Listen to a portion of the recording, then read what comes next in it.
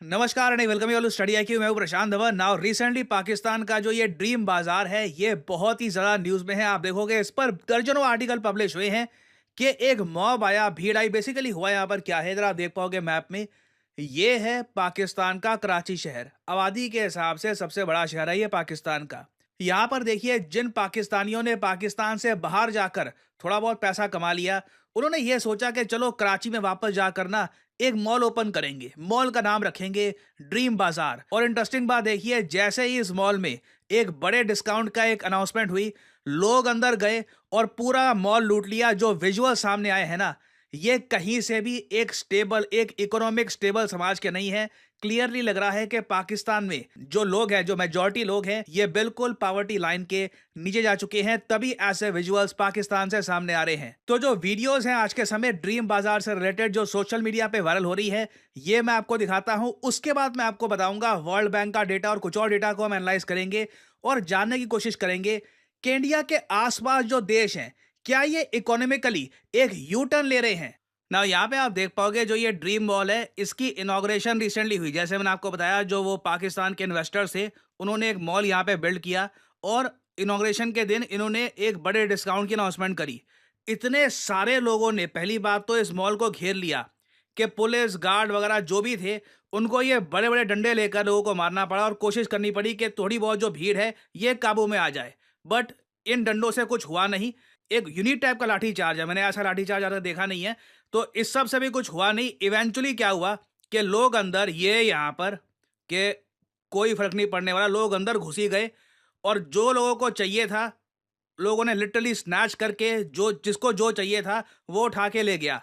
और अगेन देखो, यहाँ पे आप नोट कर पाओगे, कोशिश इनिशियली पूरी करी गई थी कि भीड़ काबू में आ जाए, कुछ ये रुक जाए, but in the and nothing work. एक बड़ी भीड़ एक मॉल के अंदर चली जाती है और 30-40 मिनट तक जब अंधी लूट चली मॉल के अंदर, पुलिस बस देखती रह गई, कुछ किसी ने कुछ रोका नहीं। इवेंचुअली देखिए ये हाल हुआ है बहुत सारे स्टोर्स का। क्या हाल किया है इस कौम ने भाई। मतलब ओनर्स को किस तरीके से मनाएं हम कि भाई इस आवाम के लिए अच्छी से अच्छी डील निकालें, अच्छे से अच्छे मामला करें। लेकिन क्या हाल किया है यार। मतलब कल तक ड्रीम बाजार का फेस कैसा था, लुक कैसा था, आज इन्होंने जो है वो तबाहकुन कर दिया है। ये कौन लोग हैं जो कराची को बर्बाद करने के चक्कर में लगे पड़े।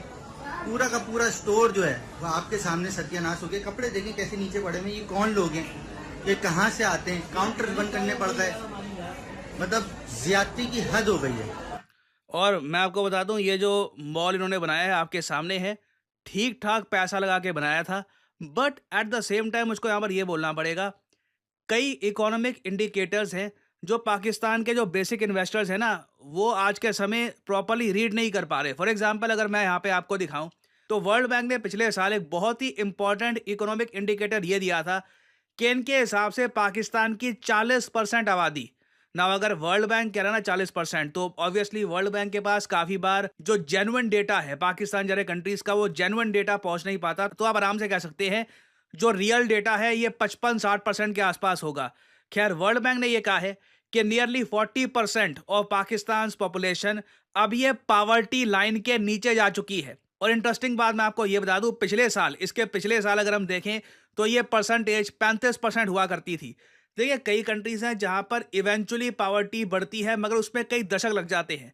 पाकिस्तान में पिछले कुछ, मैं कहूंगा 5-6 सालों में, जिस तरीके से इनके यहाँ डेप्रिसिएशन हुई है, जिस तरीके से इन्फ्लेशन रिकॉर्ड तोड़ स्पीड से आगे बढ़ी है ना, इनकी एक बड़ी आबादी पावर्टी में जा चुकी है और लोग बहुत ही डेस्परेट हो चुके हैं, लोग छीना झपटी पे आ चुके हैं। और जो ये ड्रीम बाजार का सीन हमने देखा है, कोई बड़ी बात नहीं है पाकिस्तान में इन द फ्यूचर और ज्यादा फ्रीक्वेंटली ये होना स्टार्ट हो जाए।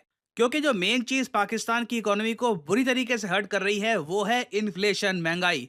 देखिए, अभी रिसेंटली ना एक आर्टिकल पब्लिश हुआ था कि अगर आपके पास 1 करोड़ रुपए आज हैं, आपके बैंक अकाउंट में 1 करोड़ रुपए हैं, तो 30 साल बाद उस 1 करोड़ रुपए की क्या वैल्यू रह जाएगी। इधर आप देख पाओगे, ये वो आर्टिकल है, काफी वायरल हुआ था।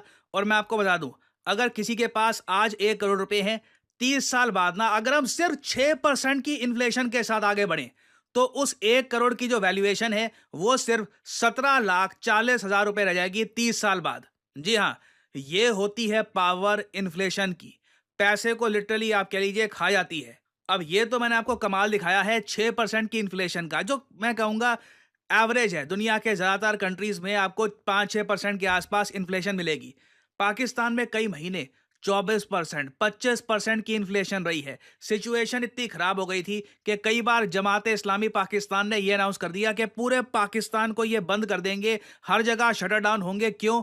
क्योंकि इन्फ्लेशन लोगों को लिटरली मार रही है। ये 28 अगस्त को किया गया था और फ्रीक्वेंटली और भी होगा। हालांकि पाकिस्तान की करंट गवर्नमेंट ने यह कहा है, इनके हिसाब से पाकिस्तान में इन्फ्लेशन स्टेबलाइज हो सकती है ना। स्टेबलाइज का मतलब इनके यहाँ होता है 10%। 10% की भी इन्फ्लेशन देना, मैं आपको बता दूं, 10-15 सालों में ही पाकिस्तान में जो लोग जिनके पास पैसा सेव्ड है ना, उसकी वैल्यू आधी होने वाली है। और इमरान खान ने जेल से रिसेंटली इसी बात को लेकर एक वार्निंग दी है कि पाकिस्तान बिल्कुल एक इकोनॉमिक कोलैप्स की तरफ देख रहा है। क्योंकि यहाँ पे ये जो इकोनॉमिक कोलैप्स है ना, ये बहुत यूनिक टाइप का होगा। ऐसा नहीं है कि पाकिस्तान की बड़ी कंपनीज बैंकरप्ट हो रही है, वो हो नहीं रही क्योंकि बड़ी कंपनीज हैं ही नहीं।